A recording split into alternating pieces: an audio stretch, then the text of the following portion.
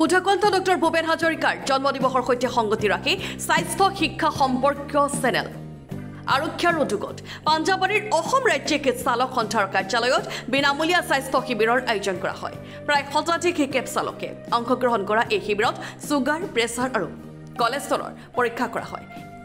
জ্যেষ্ঠ চিকিৎসক ডক্টৰ সৌৰভ ডেকাই চিকিৎসা প্ৰদান কৰাৰ লগতে ডায়েটিচিয়ান বন্দিতা কলিতাই ডায়েট প্ৰদান কৰে আৰু বিনামূলীয়া ঔষধ বিতৰণ কৰে। দূৰণিবতীয়া জেগাত যায় যিজন যাত্ৰী সেই যাত্ৰীজনৰ লগত আগতে কথা পাতি ল'ব যে আপোনাৰ যদি সেফটি বিচাৰে মোৰ টোপনিটো ভাল হ'ব লাগিব।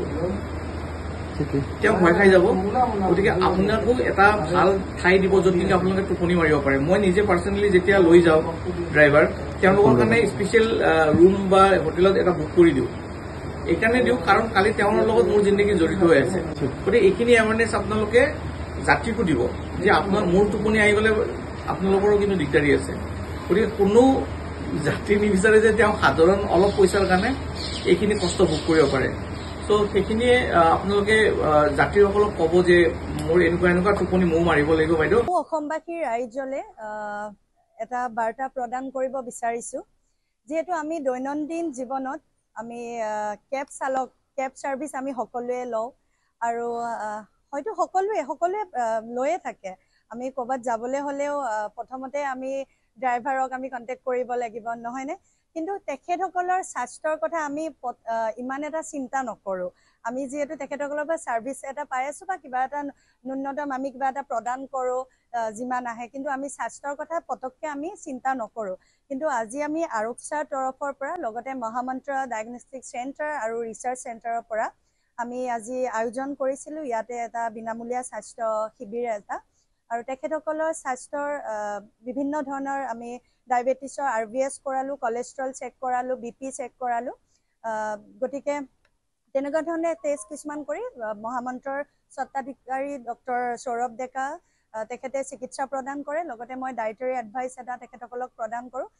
ভূপেন হাজৰিকাৰ জন্ম জয়ন্তীৰ এই পবিত্ৰ দিনটোত দিনে ৰাতিয়ে কেব সেৱা আগবঢ়াই থকা কেব চালকসকলক আৰক্ষা নামৰ NGOটো আৰু মহামন্ত্ৰ ক্লিনিক ডায়েগনষ্টিক এণ্ড ৰিচাৰ্চ চেণ্টাৰৰ সহযোগত আজি অসম ৰাজ্যিক চালক সন্থাৰ মুখ্য কাৰ্যালয়ত এটা বিনামূলীয়া স্বাস্থ্য পৰীক্ষা শিবিৰ অনুষ্ঠিত কৰা হয়।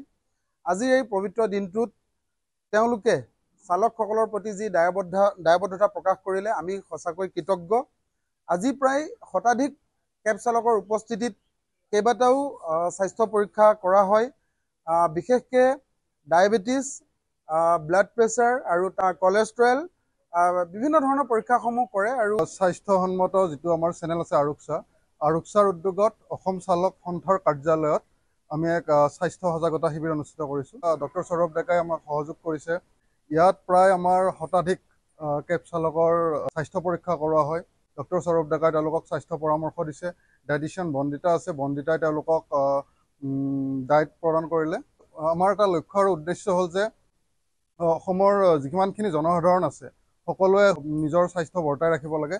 সেই উদ্দেশ্যেৰে আমাৰ আৰক্ষাই বিভিন্ন সময়ত বিভিন্ন স্থানত সজাগতা শিবিৰ আয়োজন কৰা হৈছে।